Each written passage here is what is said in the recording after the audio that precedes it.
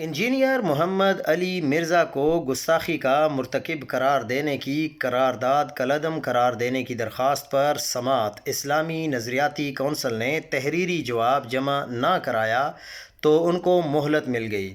اسلام آباد high court نے اسلامی نظریاتی کونسل کو جواب جمع کرانے کے لیے 1 ہفتے کی آخری مہلت دے دی۔ انجینئر محمد علی مرزا کا بھی اسلام آباد ہائی کورٹ میں زیر سماعت کیس میں فریق بننے کا فیصلہ۔ انجینئر محمد علی مرزا کی متفرق درخواست دائر ہو گئی، رجسٹرار آفس نے اعتراض عائد کر دیا۔ انجینئر محمد علی مرزا نے بھی کیس میں فریق بننے کی درخواست دائر کی ہے۔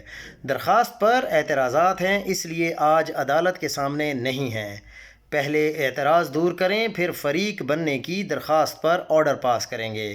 اسلامی نظریاتی کونسل کی رائے پر ہی یہ کارروائی ہوئی ہے۔ اس نئے تصور کے مطابق تو توہین کے تمام کیسز اسلامی نظریاتی کونسل کو بھیجے جانے چاہئیں۔